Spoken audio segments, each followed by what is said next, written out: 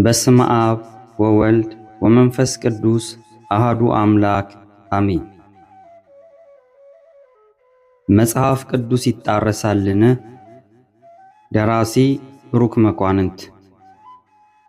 ሰላም የአሌክስ ቲዩብ ተከታታዮች፣ ከዚህ በፊት መጽሐፍ ቅዱስ እርስ በርሱ ይጣረሳል ከሚሉ አንዳንድ ወገኖች የሚነሱ ጥያቄዎችን በክፍል 1 እና በክፍል 2 ስንመለከት ቆይተናል።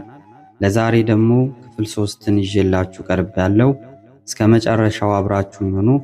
ቪዲዮውን ስትጀምሩ ላይክ አድርጋችሁ እንድትጀምሩ፣ ለሌሎችም እንዲደርስ ሼር እንድታደርጉ፣ ሐሳብ አስተያየታችሁንም ኮሜንት እንድታደርጉልኝ በልዑል እግዚአብሔር ስም እጠይቃለሁ።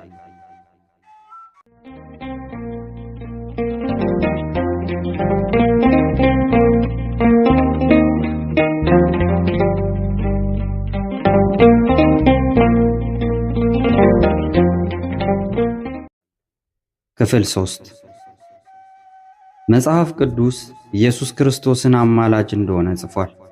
በምን መልኩ ነው ይህንን እውነት መቀበል ያለብን? የዮሐንስ ወንጌል ምዕራፍ 16 ቁጥር 26 በዚያን ጊዜ በስሜ ትለምናላችሁ፣ እኔም ስለ እናንተ አብን እንድለምን የምላችሁ አይደለሁም፣ ያለምንም ጥርጥር አማላጅ እንዳልሆነ ያስተምረናል። በመጽሐፍ ቅዱስ ስለ አማላጅነት ብዙ ተነግሮናል። በይበልጥ ስለ ኢየሱስ ክርስቶስ አማላጅነት ያብራራው ሐዋርያው ብርሃነ ዓለም ቅዱስ ጳውሎስ ነው። ሮሜ 8:34 ላይ የሚያጸድቅ እግዚአብሔር ነው፣ የሚኮንንስ ማን ነው? የሞተው ይልቁንም ከሙታን የተነሳው በእግዚአብሔር ቀኝ ያለው ደግሞ ስለ እኛ የሚማልደው ክርስቶስ ኢየሱስ ነው በማለት መልእክቱን ጽፏል። በሌላውም ወንጌላዊ ወልደ ነጎድጓድ ቅዱስ ዮሐንስ እንዲህ ብሏል። አንደኛ ዮሐንስ ምዕራፍ 14 ቁጥር 6 ኢየሱስም እኔ መንገድና እውነት ሕይወትም ነኝ፣ በእኔ በቀር ወደ አብ የሚመጣ የለም ይለናል። ይህንን ትምህርት በአጭሩ አብራራዋለሁ። በቅድሚያ በዮሐንስ ወንጌል ላይ ምዕራፍ 16 ቁጥር 26 ላይ የተጠቀሰው ትምህርት ኢየሱስ ክርስቶስ አማላጅ እንዳልሆነ የተነገረ አማናዊ ቃል ነው። በሌላው የመጽሐፍ ቅዱስ ክፍል ደግሞ የዚህን ትምህርት ተቃራኒ በሚመስል ሁኔታ ሐዋርያው ቅዱስ ጳውሎስ አማላጅ እንደሆነ ጠቅሷል። በመጀመሪያ በኢየሱስ ክርስቶስ ተማላጅነትም ሆነ አማላጅነት የምታምኑትን ወገኖቼን አንድ ጥያቄ ጠይቃቸዋለሁ። የኢየሱስ ክርስቶስ አማላጅነት እስከ መቼ ድረስ ነው? እርግጥ ነው በቅድስት ቤተ ክርስቲያናችን ኢየሱስ ክርስቶስ በማማለዱ የሚታመን ተቀባይነት አለ። ያማለደው ግን ከባሕሪ አባቱ ከአብ ከባሕሪ ሕይወቱ ከመንፈስ ቅዱስና ከራሱም ጋር መሆኑን ልብ ብላችሁታል። ያማለደው ወይም ያስታረቀው መቼ ነው? ከራሱ ጋርና ከባሕሪ አባቱ ጋር ያስታረቀን በመስቀል በተሰቀለ ጊዜ በዕለተ ዓርብ በመከራ ላይ ሳለ ነው። ከዚያ በኋላማ አላማለደም፣ እርሱን ይማለዱለታል እንጂ። ውድ አንባቢያን፣ እስቲ ሌላም አንድ ጥያቄ ልጠይቃችሁ። አማላጅ ማለት ምን ማለት ነው? አማላጅ ማለት ከፍ ያለውን ዝቅ ያለው እንደ ቅርበቱ የሚያስታርቅ ማለት ነው። ከፍ ያለው ማን ነው? እግዚአብሔር አብ ነው ብላችሁ ነው የምታምኑት?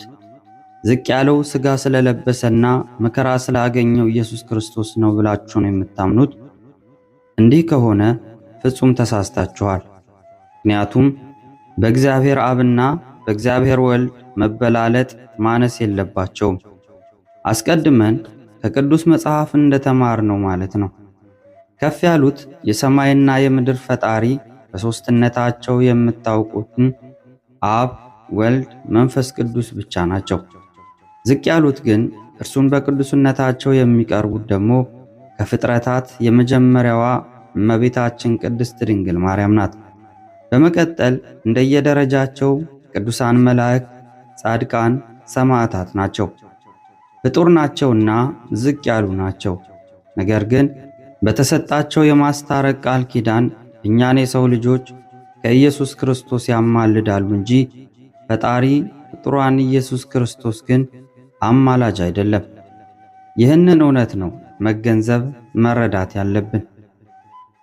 ሐዋርያው ቅዱስ ጳውሎስ በሮሜ 8:34 ላይ የተናገረው ኢየሱስ ክርስቶስ አንድ ጊዜ ብቻ ለማማለድ እርግጠኛ የሚያደርግልንን በድጋሚ ለቆሮንቶስ ሰዎች በጻፈላቸው መልእክቱ እንደ ዋና ማስረጃ መጥቀስ እንችላለን።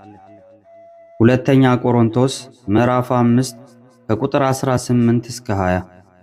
ነገር ግን የሆነው ሁሉ በክርስቶስ ከእርሱ ጋር ካስታረቀን የማስታረቅንም አገልግሎት ከሰጠን ከእግዚአብሔር ነው። እግዚአብሔር በክርስቶስ ሆኖ ዓለሙን ከእርሱ ጋር ያስታርቅ ነበርና በደላቸውንም አይቆጥርባቸውም ነበር። በእኛም የማስታረቅ ቃል አኖረ። እንግዲህ እግዚአብሔር በእኛ እንደሚማለድ ስለ ክርስቶስ መልእክተኞች ነን። ከእግዚአብሔር ጋር ታረቁ ብለን ስለ ክርስቶስ እንለምናለን በማለት አንድ በአንድ ዘርዝሮ ኢየሱስ ክርስቶስ ከራሱ ጋርም እንዳስታረቀን በግልጽ አስተምሮናል። እዚህ መልእክት ላይ ለተሰወረባቸው ሆነ ለተገለጠላቸው ሁለት ነገሮችን ማሳወቅ እፈልጋለሁ።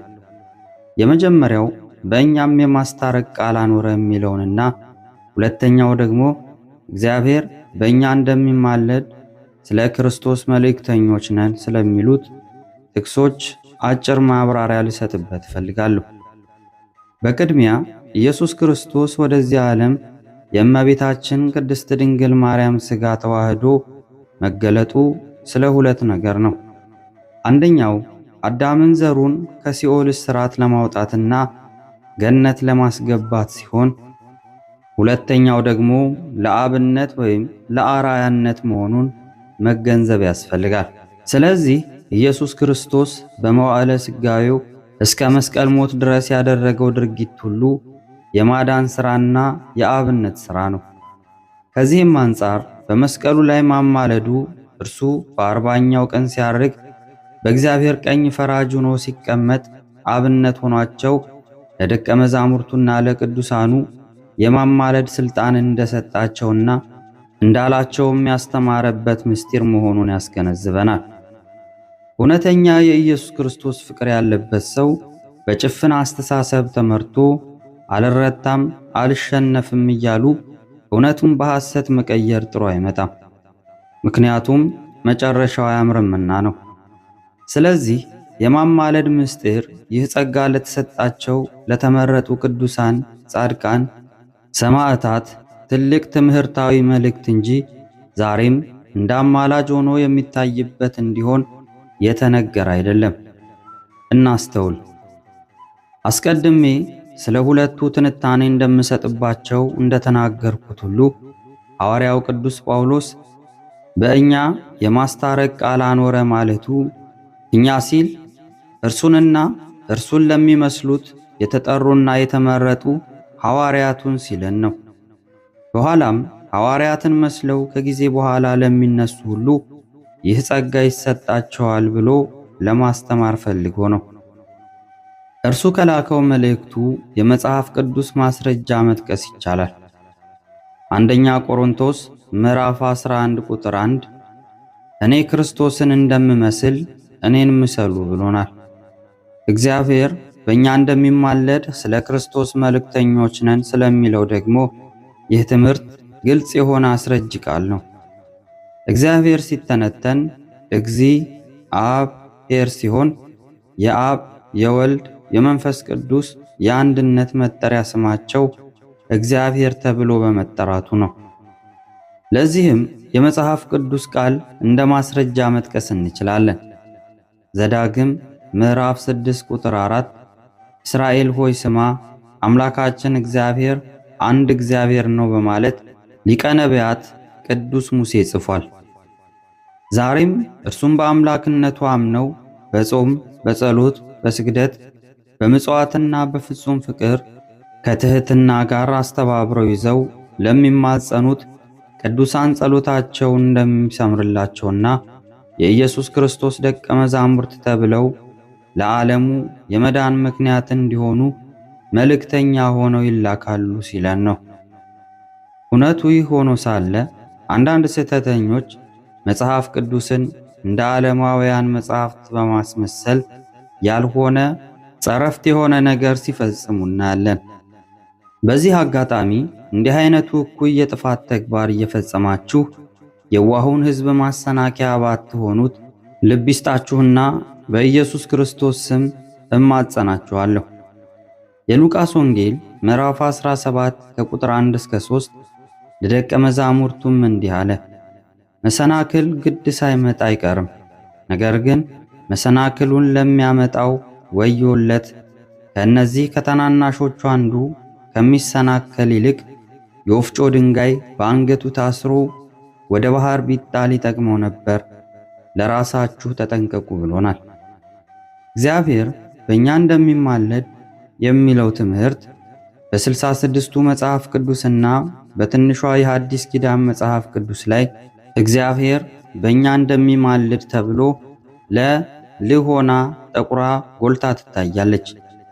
በእምነት የማይመስሉን ሰዎች ለማደናገሪያ የተጠቀሙበት ተግባር ስህተት እንደሆነ ቢታመንም እንደ እነርሱ አስተሳሰብ እግዚአብሔር በእኛ እንደሚማልድ ብለን እንቀበላቸው ብንል እግዚአብሔር ወዴት ነው? ወደ ማን ነው የሚማልደን? አላስተዋሉም እንጂ ጸያፍ ተግባር ፈጽመዋል፣ ክፉ ሥራ ሰርተዋል። ክርስቶስ ቢል እንኳን እንደ እነርሱ ትምህርታቸው እንደ እምነታቸው ወደ አባቱ አብ አማለደ ይሉ ነበር። ነገር ግን የሚለው እግዚአብሔር በእኛ እንደሚማልድ ስለሆነ አሰናካዮቹ እንደ ተሳሳቱ ልብ ትላላችሁ። ምዕመናን ሆይ የእነዚህ አራጥቃ የደካሞች ወገኖቻችሁን ስህተት አሁን በጥልቀት ተረዳችሁት? ሐዋርያው ቅዱስ ጳውሎስ ስለ ኢየሱስ ክርስቶስ አማላጅነት ያስተማረው እኮ የሚያጸድቅ እግዚአብሔር ነው፣ የሚኮንንስ ማን ነው? የሞተው ይልቁንም ከሙታን የተነሳው በእግዚአብሔር ቀኝ ያለው ስለ እኛ የሚማልደው ክርስቶስ ኢየሱስ ነው ብሏል። ይህ መልእክት ደግሞ የሚያስረዳን ደግሞ ኮናኙም ፈራጁም አጽዳቂውም እርሱ ኢየሱስ ክርስቶስ መሆኑን ለመግለጥና በዕለተ ዓርብ የሠራውን የአማላጅነት ተግባር ለማስታወስ በመልእክቱ ጻፈ እንጂ አሁንም ወደፊትም ያማልደናል ማለቱ እንዳልሆነ ማንኛችንም ልናውቀው ይገባል። የሚማልደው ብሎ ቅዱስ ጳውሎስ እንደተናገረ እኮ የሞተውም ብሏልና እንደ ስህተተኞቹ ሁልጊዜ የሚሞትልን ልንል ነው ማለት ነው። እናስተውል። ለሁሉም ማስተዋሉን ይስጣቸው። አሜን። ለእኛም ጽናቱን ያድለን። አሜን። በሌላ የመጽሐፍ ቅዱስ መልእክት አንደኛ ዮሐንስ ምዕራፍ 2 ቁጥር 1 ላይ ከአብ ዘንድ ጠበቃ አለን፣ እርሱም ጻድቅ የሆነ ኢየሱስ ክርስቶስ ነው የሚል ትምህርት አለ። በእምነት የማንመሳሰለው ወገኖቻችን ይህ አረፍተ ነገር ለአማላጅነት የተነገረ ነው ይላሉ። ፍጹም ተሳስተዋል። ከአብ ዘንድ ጠበቃ አለን ማለቱ በኢየሱስ ክርስቶስ አምላክነት አምነን ለምንቀርበው ክርስቲያኖች ሁሉ ቅዱስ ሥጋውንና ክቡር ደሙን በልተን ጠጥተን በቅዱስ ቁርባን ለምንወሰነው እርግጥ ነው ከአብ ዘንድ የክርስቶስ ሥጋና ደም ጠበቃ አለን፣ ይኸውም ከዘላለማዊው ገሃነም እሳት ያድነናል ሲል እንጂ ኢየሱስ ክርስቶስ አማላጅ ነው ብሎ ለመግለጽ አይደለም። እንደገናም ይኸው ሐዋርያ ወንጌላዊው ቅዱስ ዮሐንስ በዮሐንስ ወንጌል ምዕራፍ 14 ቁጥር 6 ላይ ኢየሱስም እኔ መንገድና እውነት ሕይወት ነኝ፣ በእኔ በቀር ወደ አብ የሚመጣ የለም ብሎ አስተምሮናል። ትምህርቱ እውነትነት አለው። በእምነት የማይመስሉን ወገኖቻችን ግን ይህንን ትምህርት ለአማላጅነት እንደተነገረ አድርገው ሲሰብኩ ስንሰማ ያስገርማል። መቼም ለአህያ ማር አይጥማትም እንደሚባለው ሁሉ ባይረዱኝም እውነቱን ሐቁን ከመጻፍ ከመናገር ከመስበክና ከማስተማር ወደ ኋላ አልልም፣ ልቆጠብም አልችልም። እኔ መንገድና እውነት ሕይወትም ነኝ የሚለውን በቅድሚያ ልዘርዝረው። አዎ እውነት ነው። የጽድቅ መንገድ ወይም ሃይማኖት ኢየሱስ ክርስቶስ ነው። እውነት የሆነው እውነት ጌታችን መድኃኒታችን ኢየሱስ ክርስቶስ ነው። በእርግጥም እውነትም ሕይወትም ኢየሱስ ክርስቶስ ነው። ምክንያቱም የጌታን ቅዱስ ሥጋ ያልበላ ክቡር ደሙን ያልጠጣ የዘላለም ሕይወት እንደሌለው ይታወቃልና ነው። በእኔ በቀር ወደ አብ የሚመጣ የለም ሲል በኢየሱስ ክርስቶስ መንገድ ወይም እምነት ፍጹም አምላክነት ያላመኑ፣ እውነት ከሱ ውጪ እንደሌለ ያልተረዱ፣ ሕይወት ክርስቶስን ቅዱስ ሥጋውን ክቡር ደሙን ያልበሉ ያልጠጡ እድል ፈንታቸው ከእርሱ ጋር አይሆንምና ወደ አባቱ ለመምጣት እነዚህን ሕግጋት ስናሟላ የእርሱና የአባቱ ባለሟሎች እንሆናለን ማለት ነው።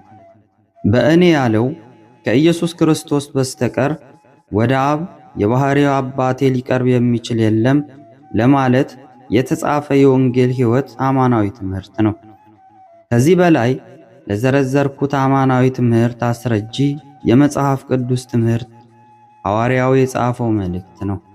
አንደኛ ዮሐንስ ምዕራፍ 1 ከቁጥር 5 እስከ 8 ከእርሱም የሰማናት ለእናንተም የምናወራላችሁ መልእክት እግዚአብሔር ብርሃን ነው፣ ጨለማም በእርሱ ዘንድ ከቶ የለም የምትል ይህች ናት።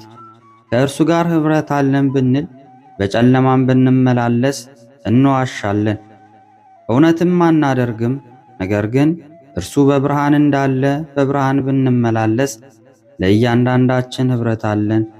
የልጁም የኢየሱስ ክርስቶስ ደም ከኃጢአት ሁሉ ያነጻናል በማለት እውነቱን አስረግጦ በድጋሚ በአጽንኦት አስረግጦልናል። ከዚህ ትምህርት አንጻር ኢየሱስ ክርስቶስ ቃሉ የአንዱ ሐዋርያና የሌላው ሐዋርያ መልእክት እርስ በራሱ የሚጣረስ የሚጋጭ አይደለም ማለት ነው። ወስብሐት ለእግዚአብሔር ወለወላዲቱ ድንግል ወለመስቀሉ ክቡር አሜን። ቆየን።